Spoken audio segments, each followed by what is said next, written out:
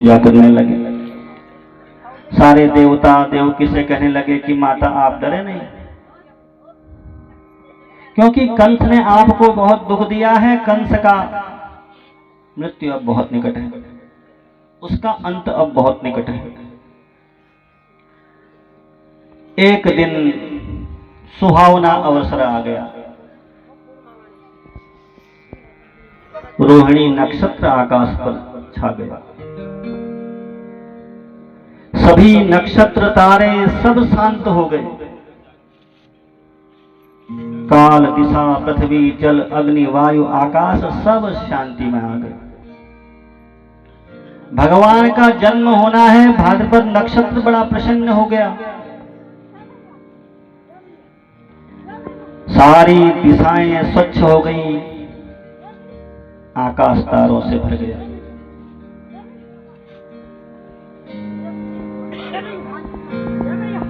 हवन की अग्नियां जो कंस ने बुझाई थी, सारी अग्नियां स्वयं प्रज्वलित हो गई। धरती में रहने वाले सारे संत प्रसन्न हो गए। देवताओं की धुंध भी बजने लगी। किन्नर गाने लगे, सिद्ध भगवान की स्तुति करने लगे। आधी रात में अंधेरे का साम्राज्य फैल गया। और उसी समय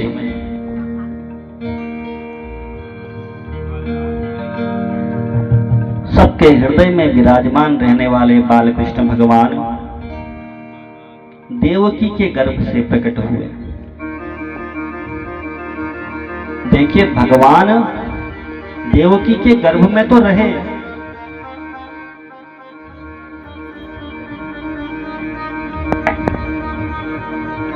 नौ महीने माता देवकी गर्भ में भगवान तो रहे, लेकिन भगवान अयोनिज हैं। भगवान माता के पेट से ऐसे बाहर को नहीं निकलते, ऐसा नहीं होता भगवान। क्योंकि भगवान की जो देह होती है, हम मनुष्यों की तरह देह नहीं होती। भगवान की देह दिव्य देह होती है। पृथ्वी जल वायु आकाश और पृथ्वी से हम लोगों के शरीर बने हैं, भगवान क्या नहीं बना। उनका विशेष तत्वों से भगवान का शरीर बना होता है। तभी तो भगवान कहीं आते हैं तो भगवान के शरीर से अष्टगंध की सुगंध बराबर निकलती है। उधर राम जी भी जब प्रकट हुए तो माता कौशल्या ने देखा, भाई प्रकट कृपाला दीन दयाला कौशल्या हितकारी। भगवान गर्भ से बाहर को निकल के नहीं आए, बल्कि सामने प्रकट हो गए। और यहां पर भी भगवान वसुदेव और देवकी ने देखा। तमद्भूतं बालकः मम्बुजेक्षणं चतुर्भुजं शंख गदायुधायुधम् श्रीवत्सलक्ष्यं गलशोभिकौस्तुभं पीतांबरं सांद्रपयोधसौभगम्। देवकी यशोदा ने देखा कि सामने एक बड़ा अद्भुत बालक जो है सामने खड़ा है।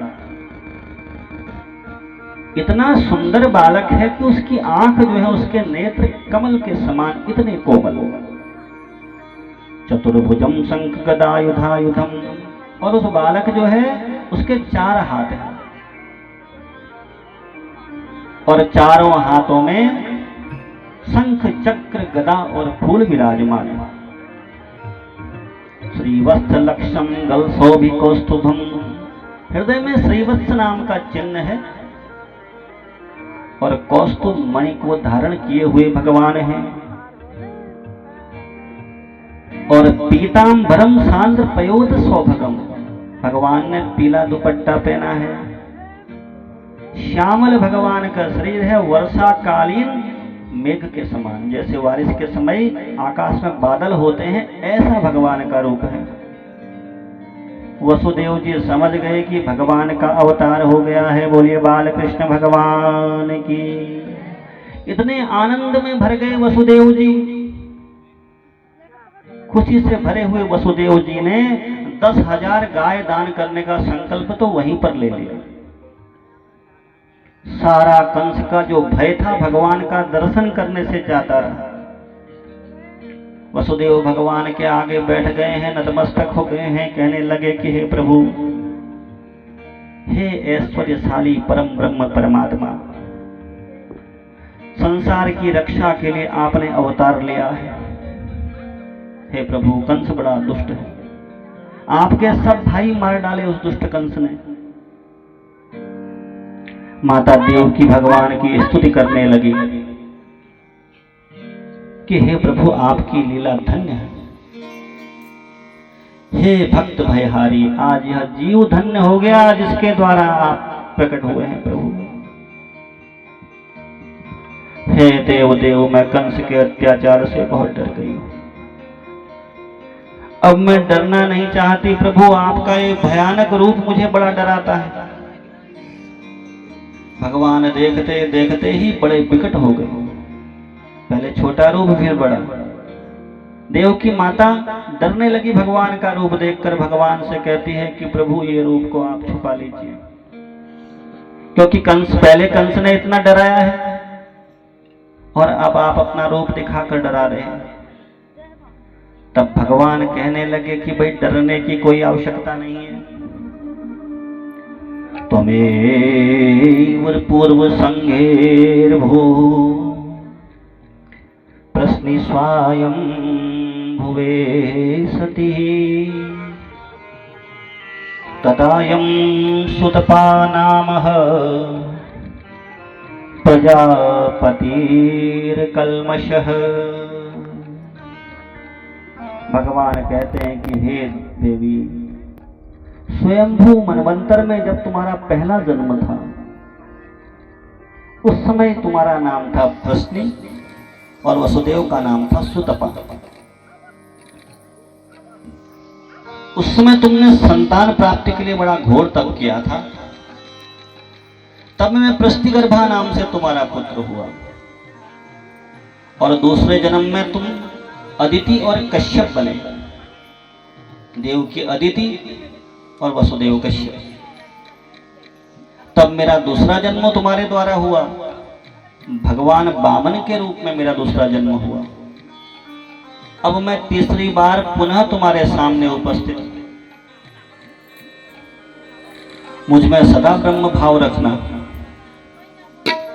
मेरे साथ परम वात्सल्य करना। हे देवकी, हे वसुदेव, तुम्हें परम पद की प्राप्ति होगी, ऐसा भगवान ने कहा। और देखते ही देखते भगवान बालक रूप में अवतरित हो गए। बोलिए बालकृष्ण भगवान की। अब देखो, बड़ा भयंकर वहां पहरा लगा हुआ है कंस का। वसुदेव और देवकी के हाथों में भी, पांव में भी बेड़ियां बांधी हुई हैं, बिल्कुल बांधे हैं। आगे से बड़े बड़े फाटक लगे हैं जिनमें मोटे मोटे ताले लगे हुए हैं।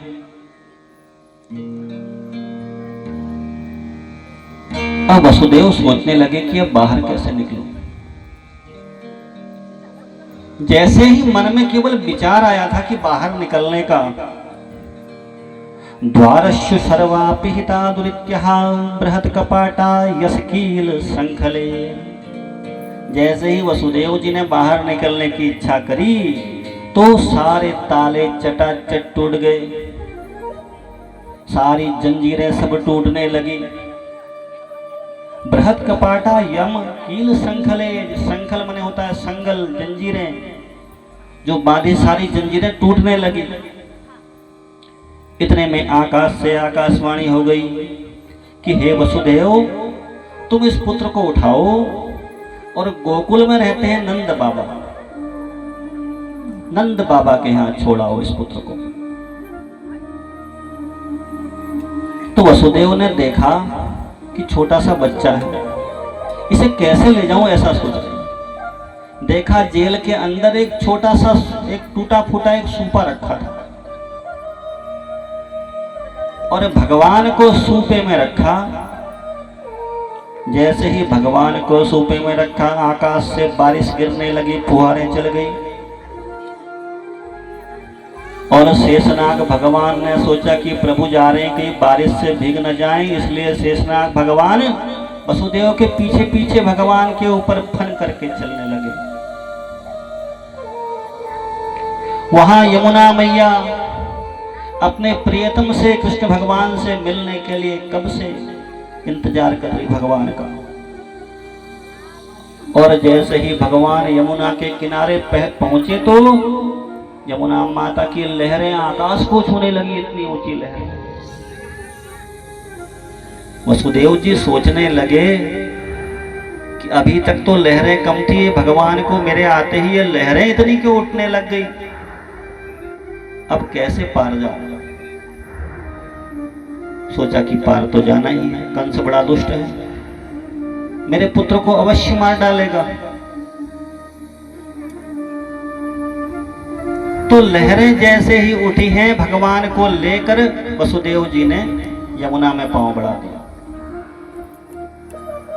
और यमुना माता ने अपने प्रीतम से मिलने के लिए इतनी उतावली हो रही हैं कि लहरों से उछलकर अपने प्रीतम भगवान को जैसे ही स्पर्श किया है और माता यमुना सीधे नीचे घट गई।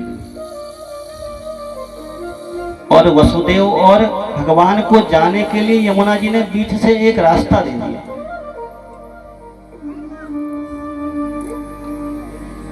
और नंद बाबा के घर पहुंचे वसुदेव जी। नंद ब्रजम सौरि रूपे तत्र तानः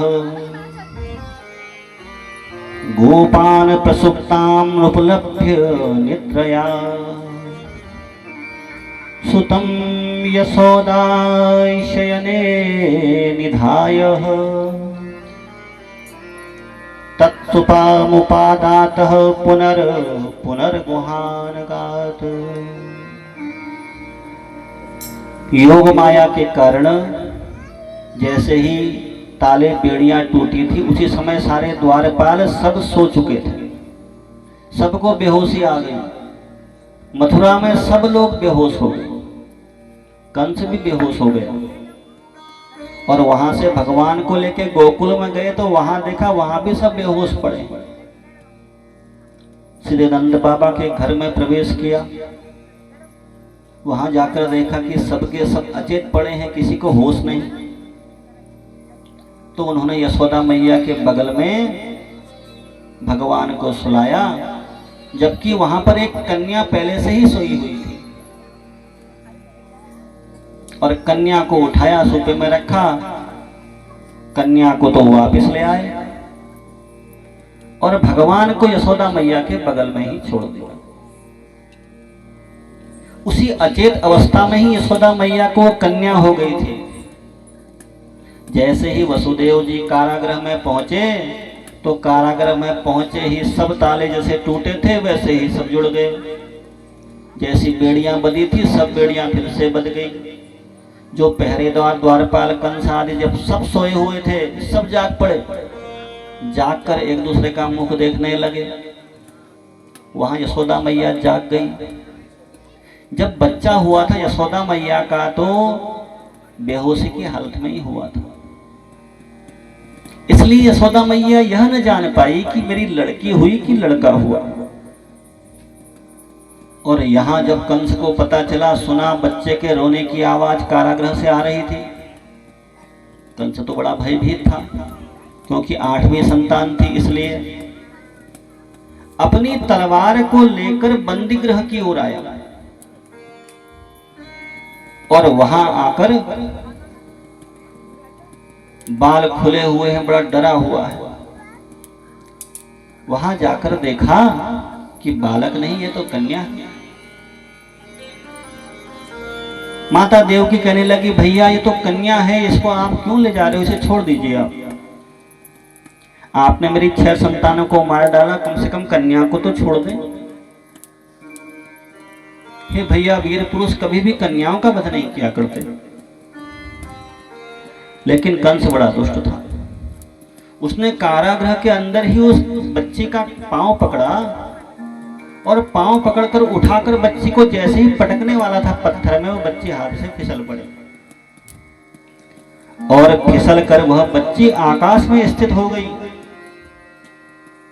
और वहां अष्टभुजाधारी देवी बन गई। बोलिए विंध्यवासिनी मैया की।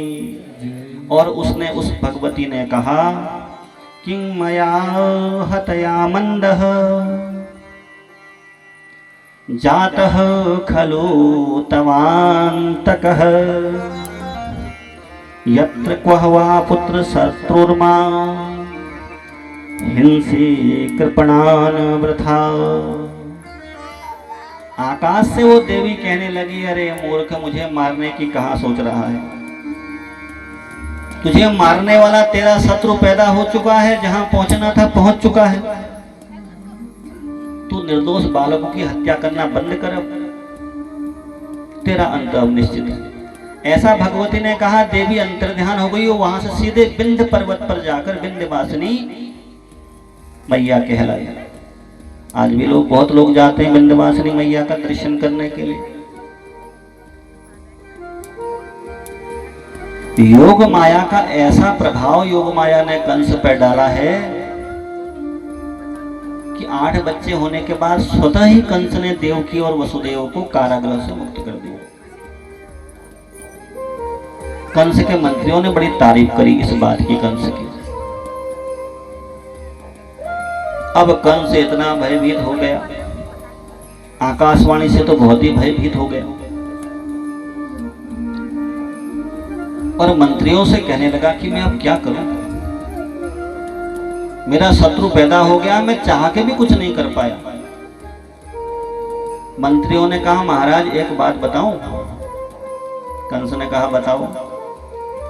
अब हमें यह पता, मंत्री कहने लगे हमें यह पता तो नहीं है कि कौन सा बच्चा आपको मारेगा, इसलिए ऐसा करते हैं कि जितने बच्चे हैं सबको मार देते हैं। मथुरा से लेकर गोकुल तक जितने बच्चे हैं सबकी हत्या कर डालते हैं। और इसके अलावा इन कपटी देवताओं ने षड्यंत्र रचा है ना, इनके बल को खत्म करते हैं। क्या करते हैं कि यज्ञ बंद करा देते हैं, गायों की हत्या कर देते हैं।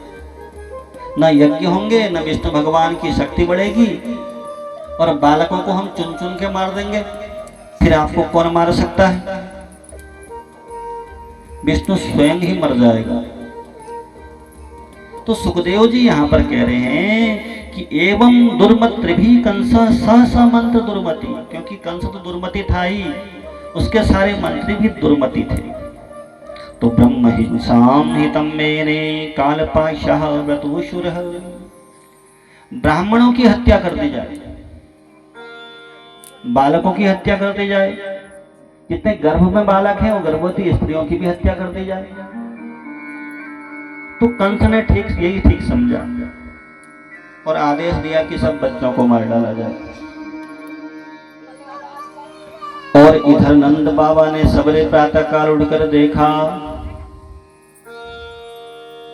कि सुंदर बालक यशोदा मैया ने दिया है। सबको दौड़ दौड़ कर बताया। उस समय नंद बाबा ने ब्राह्मणों को 2 लाख गायों का दान किया, पुत्र का जातकर्म सत्कार किया। सब जगह खबर फैल गई कि नंद बाबा के बच्चा हुआ है, नंद बाबा के बच्चा हुआ है। सारे ब्राह्मण वेद पढ़ने लगे,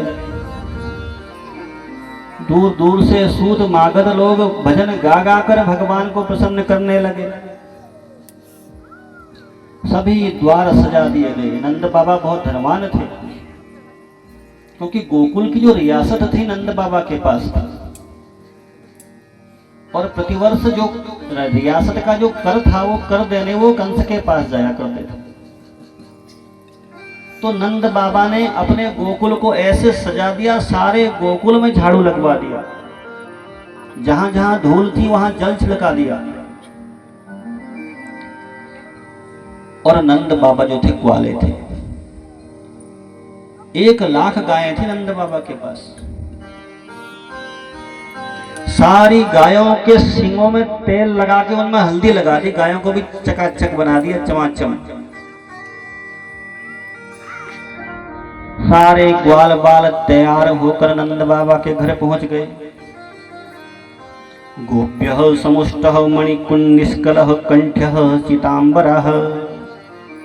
अब गोपियों ने सुना तो गोपियां दौड़ दौड़ कर भगवान का दर्शन करने आने लगी। बड़े सुंदर सुंदर कुंडल पहने थे गोपियों ने।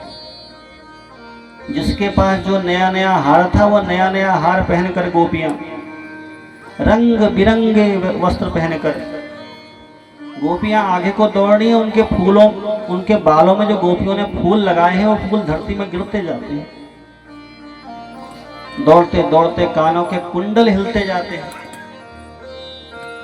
इस प्रकार नंद बाबा के घर जाते हुए इतनी सुंदर वो गोपियां दिख रही हैं। सब लोग घर जाकर नंद बाबा के यहाँ बधाई हो बधाई हो बधाई हो कहने वालों का ऐसा तांता लग गया। आज मैया यशोदा के द्वार बधैया बाज रही। आज मैया यशोदा के द्वार बधैया बाज रही। आज मैया यशोदा के द्वार बधैया बाज रही। आज मैया यशोदा के द्वार बधैया बाज रही। बधाई हो बोलो बाल कृष्ण भगवान की।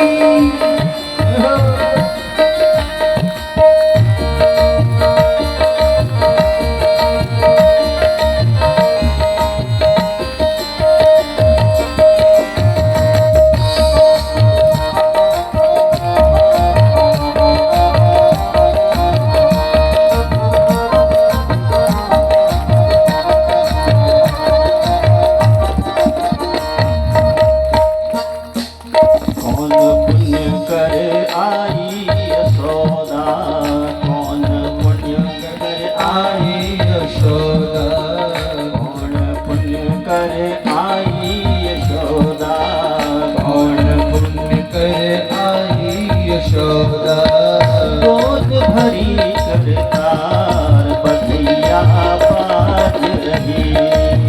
गोद भरी करतार बधैया बाज रही। आज मैया यशोदा के द्वार बधैया बाज रही। आज मैया यशोदा के द्वार बधैया बाज रही।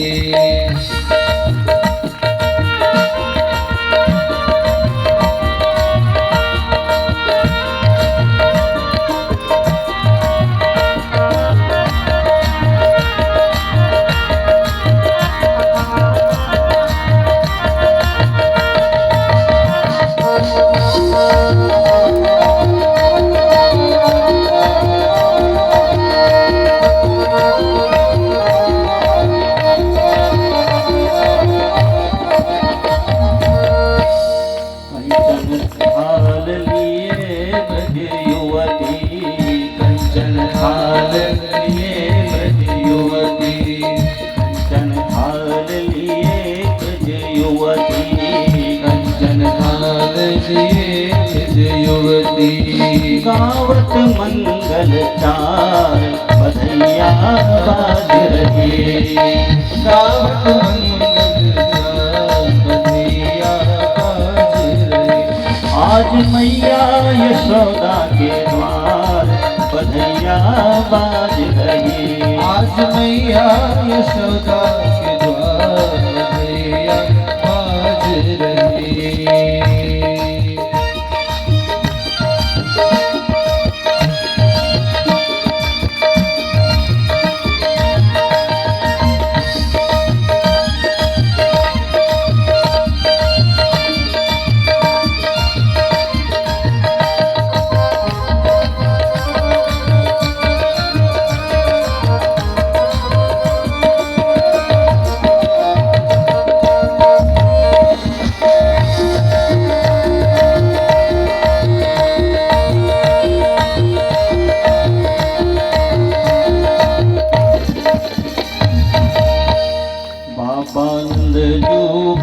करत मुदित मन।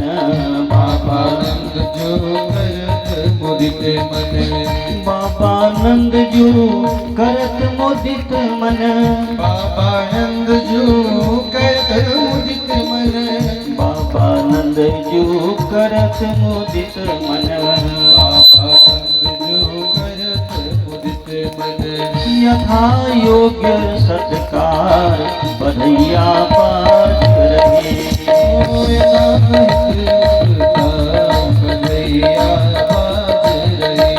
आज मैया यशोदा के द्वार बधैया बाज रही। आज मैया यशोदा के द्वार बधैया बाज रही।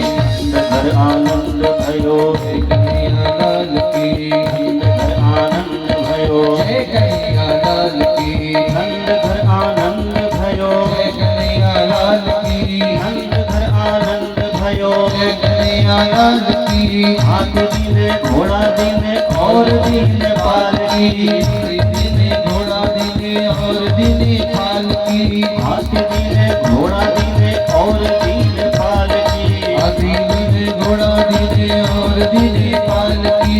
यशोदा ने लाला जायो कन्हैया लाल की। यशोदा ने लाला जायो। जय कन्हैया लाल की। नंद घर आनंद भयो जय कन्हैया लाल की। नंद घर आनंद भयो। जय कन्हैया लाल की।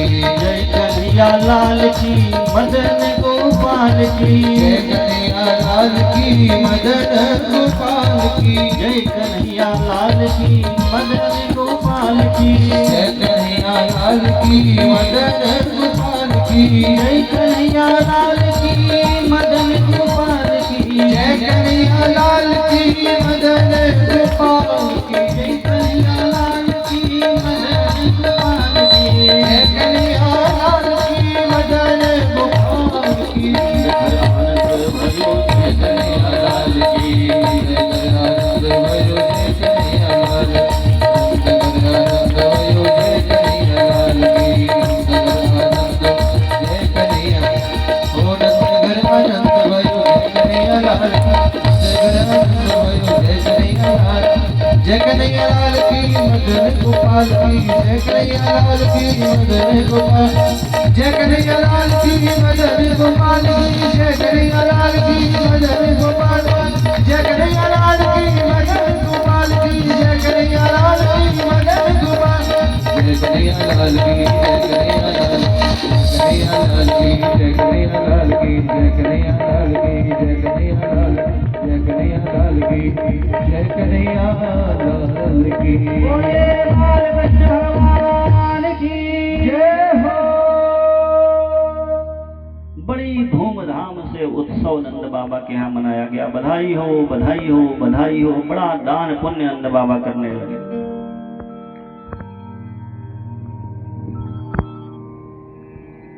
गोपाल गोकुल रक्षाणां निरूप्यं मथुरां गतः। नंदकंसस्य वार्षिक्यं करं दातु कुरुद्रः।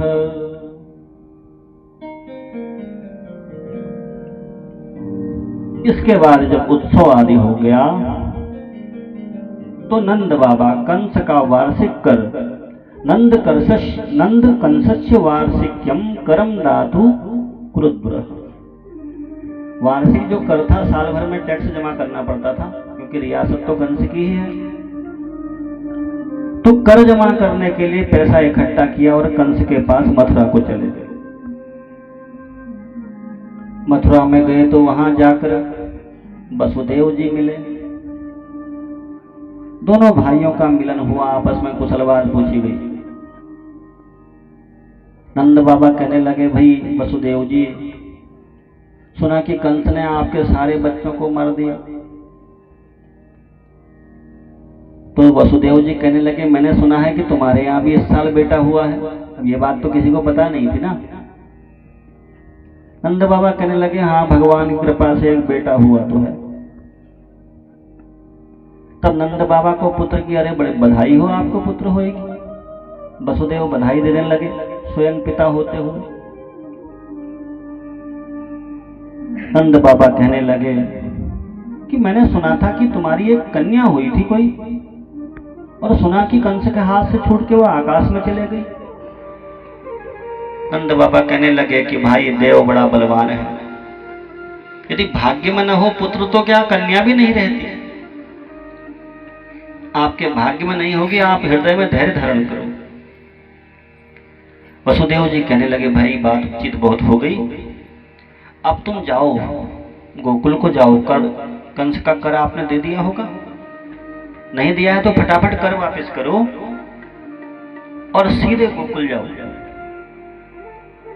गोकुल में आजकल बड़े उपद्रव हो रहे हैं, क्योंकि वसुदेव जानते थे कि कंस क्या क्या कर सकता है। और नंद बाबा बैलगाड़ी में सवार हुए और सीधे गोकुल चले गए। नंद बाबा जानते थे कि वसुदेव बड़े सत्यवादी हैं, जो कहते हैं वो हो जाता है,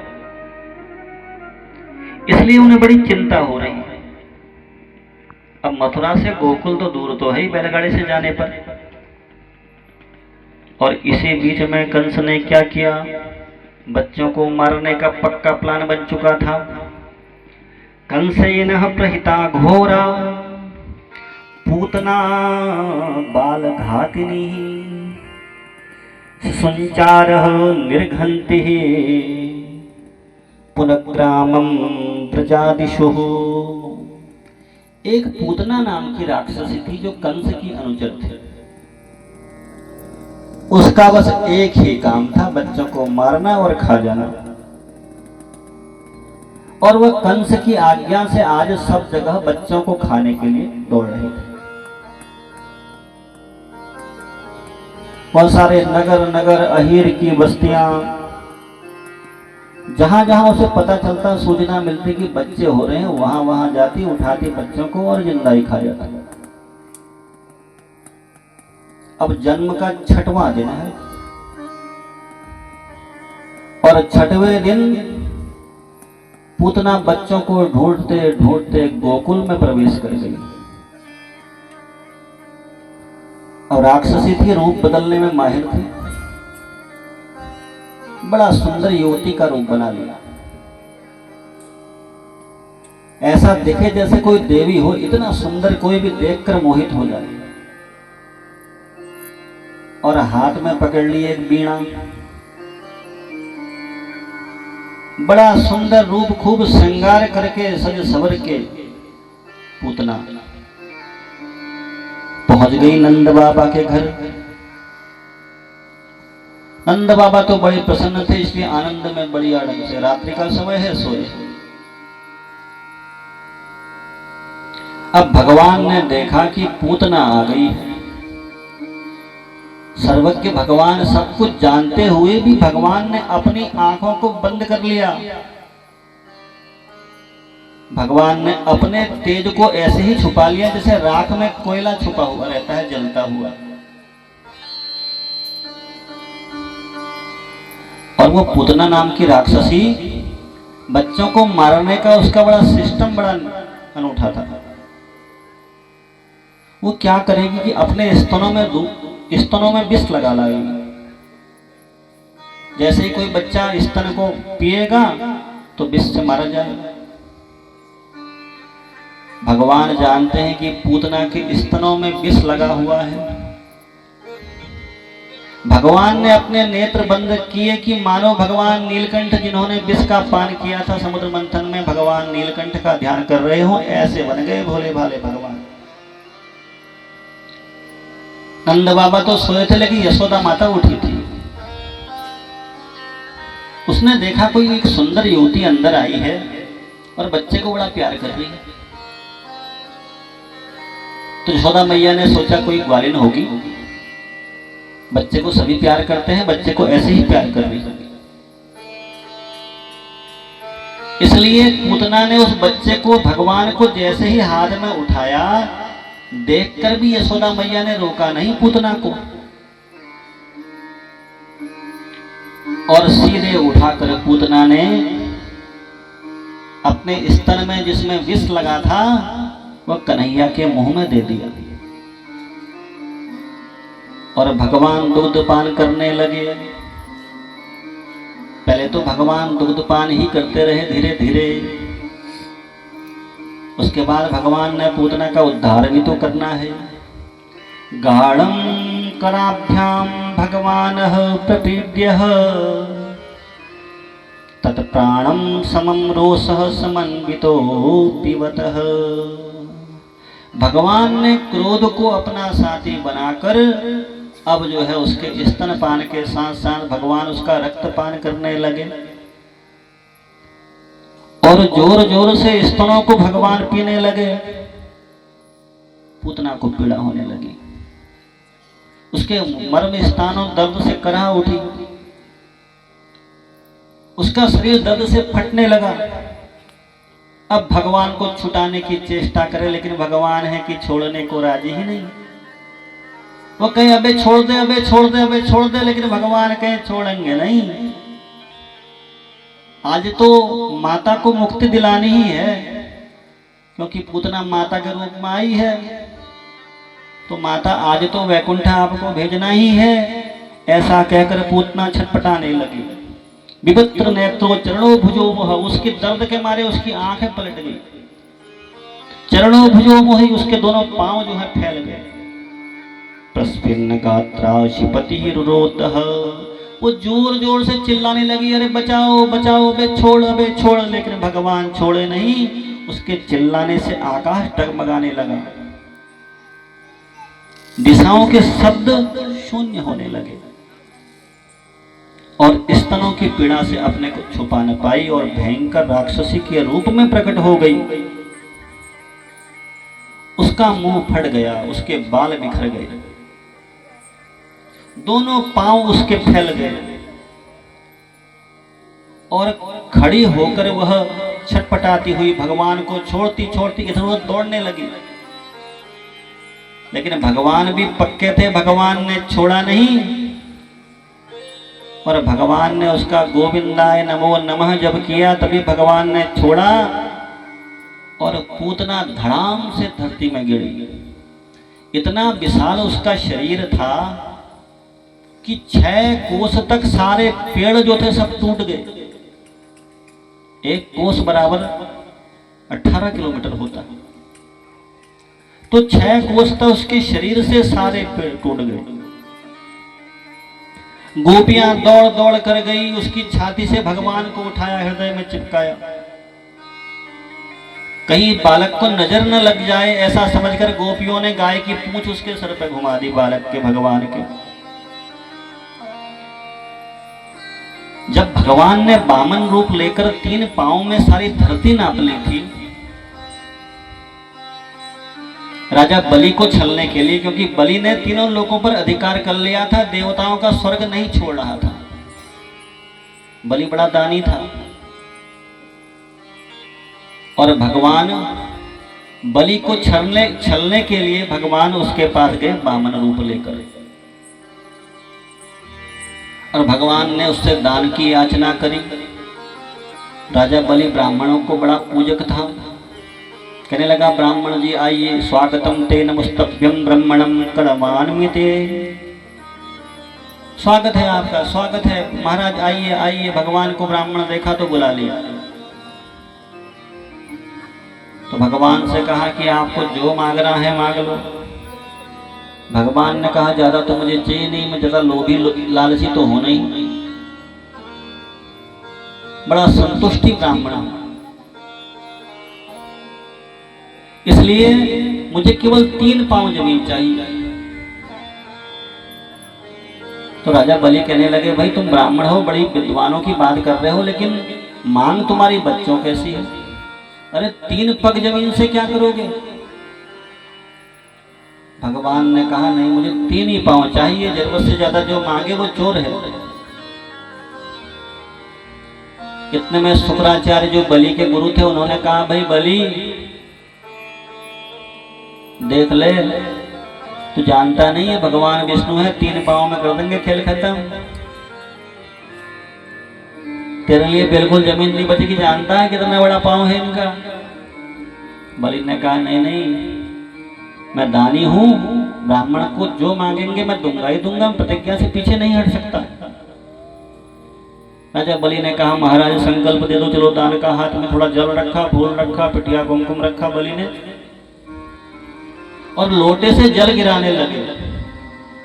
शुक्राचार्य ने बहुत रोका बलि को, तेरी सारी स्त्री छिन जाएगी, सारा धन छिन जाएगा, सब कुछ बर्बाद हो जाएगा, तू ये विष्णु भगवान तुझे बर्बाद करने आए हैं। फिर भी बलि न माना, लोटे से इससे जल गिराने लगा जैसे धार वाला लोटा होता, गड़ुआ जैसा। शुक्राचार्य छोटा सा रूप बनाकर उस गड़ुए के अंदर बैठ गए जिससे पानी बाहर ना आ सके। और भगवान भी पक्के थे, भगवान ने एक लकड़ी पकड़ी और वहां से डाली अंदर, उससे शुक्राचार्य की एक आंख फूट गई। तब से आज तक शुक्राचार्य की आंख फूटी है। बलि ने संकल्प लिया, संकल्प लिया तो संकल्प लेने के बाद ने कहा नापो 3 पांव जमीन। भगवान ने अपना रूप बढ़ाना शुरू कर दिया।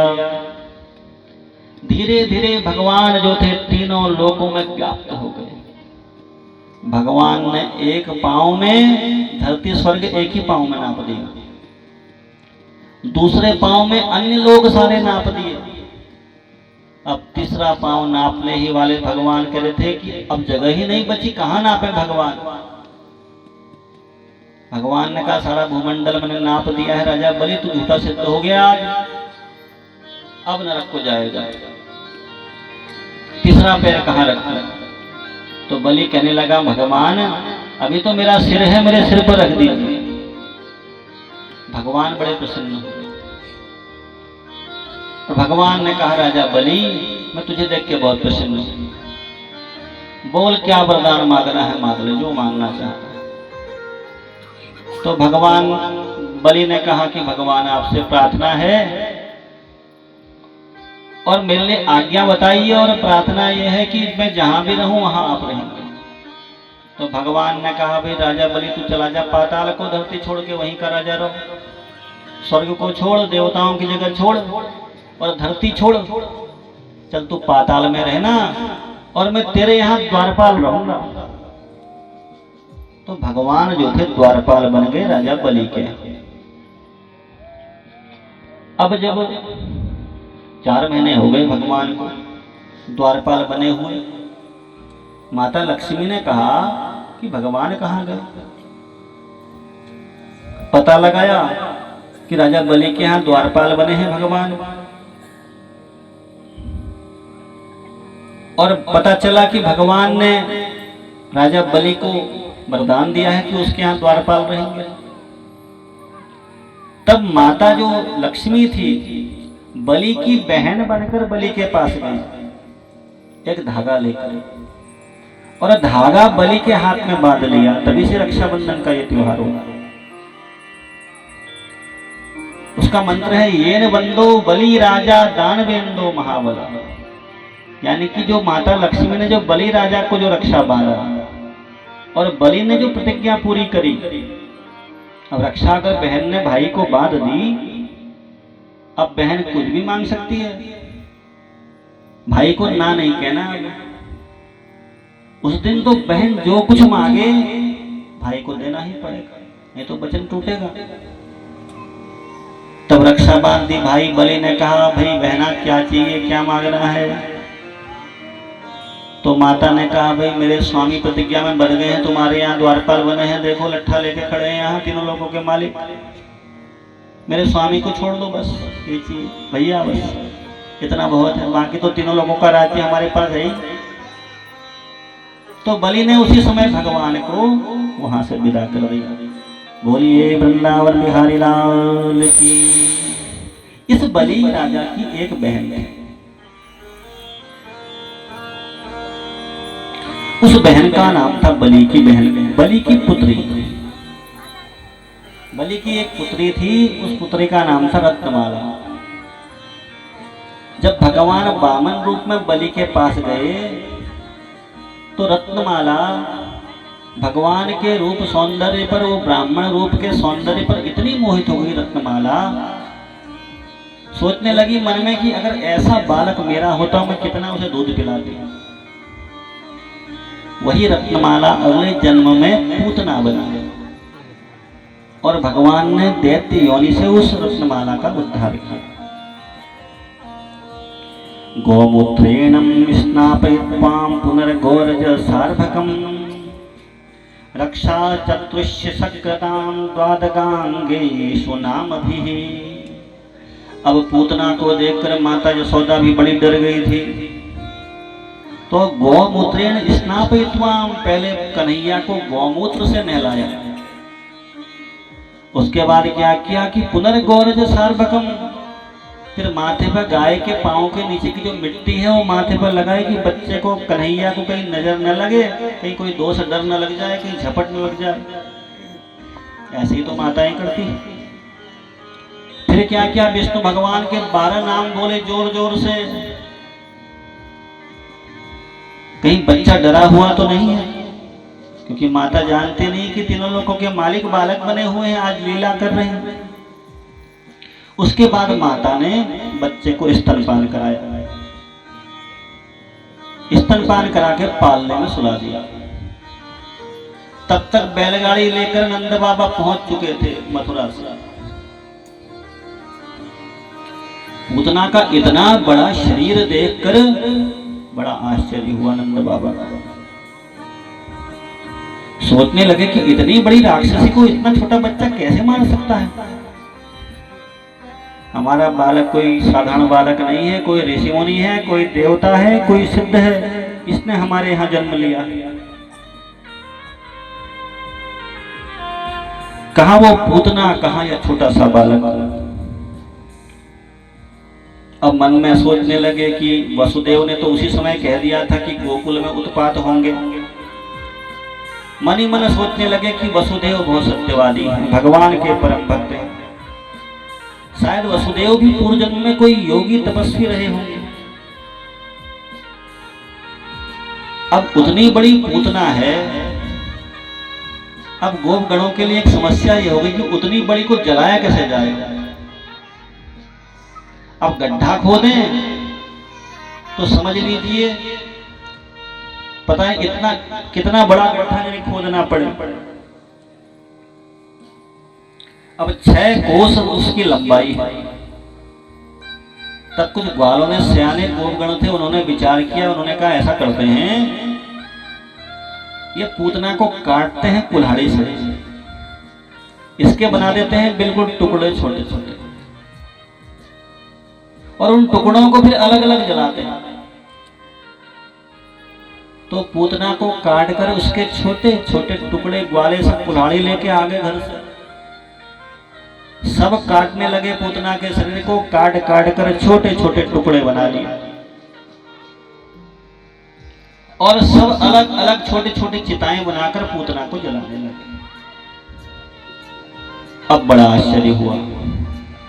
आश्चर्य ये हुआ कि पूतना जब जल रही थी तो सारा गोकुल मथुरा सुगंध से भर गया। इतनी बढ़िया, अगर कपूर की इतनी अच्छी सुगंध जो गोकुलवासी मथुरा वासियों ने कभी आज तक उन्हें प्राप्त ही नहीं हुई थी, ऐसी सुगंध, जबकि शरीर से तो दुर्गंध आनी चाहिए। तो भगवान के स्पर्श से पूतना इतनी सुगंधित हो गई कि भगवान ने पूतना को माता का स्थान दिया और अपने लोक को ले गए। आज की कथा आपने बड़े ध्यान से सुनी है। भगवान गोलजू आपकी सभी मनोकामना पूर्ण करें। देखिए, परसों को यज्ञ का पारायण है, आज पंचम दिवस, कल षष्ठ है, परसों सप्तम। अब कुछ लोग यज्ञ के लिए यदि घी देना चाहते हैं, वो हवन सामग्री तो कोई झन लाया, वो खाली भूसा होता, कूड़ा कभाड़ी है वो, बस और कुछ नहीं। यदि आपको लाना है, आप जौ लाइए, तिल लाइए। तिल यदि 8 गुना तिल है तो 2 गुना जौ, बस 2 दाने जौ तो 8 दाने तिल के, ऐसे लाना है आपको।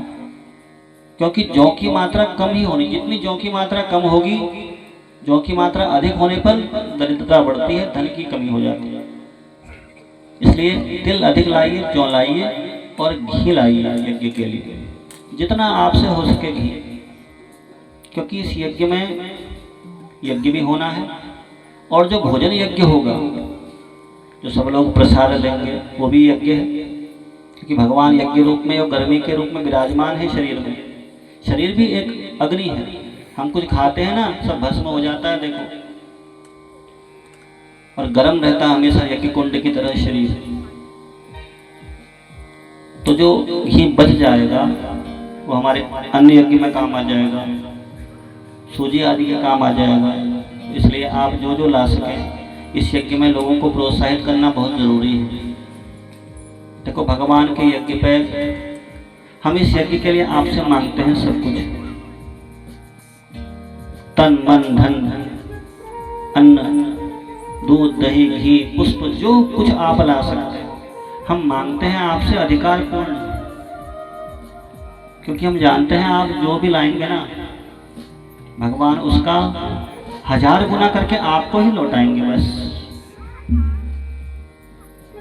सबकी संपत्ति बढ़े, सबके दुख दूर हो, भगवान गोलजू सबकी मनोकामना पूर्ण करें, वृंदावन बिहारी भगवान बालकृष्ण सबके मनोरथ पूर्ण करें। आज की कथा को यहाँ विराम देते हैं। बोलिए वृंदावन बिहारी लाल की, बालकृष्ण भगवान की जय। श्रीमद् भागवत महापुराण की, व्यास जी भगवान की, सुखदेव भगवान की, गोलजू महाराज की, कल्पिष्ट भगवान की, आदिशक्ति भगवती मैया की, सियावर रामचंद्र भगवान की, पवनसुत हनुमान की, शंकर भगवान की, वृंदावन बिहारी लाल की, सद्गुरुदेव भगवान की, इष्टदेव भगवान की, काशी विश्वनाथ भगवान की, प्रयागराज धाम की, गंगा माता की, यमुना माता की, सरस्वती मैया की, गौ माता की, धर्म की अधर्म का, प्राणियों में विश्व का, गौ माता की, भारत माता की।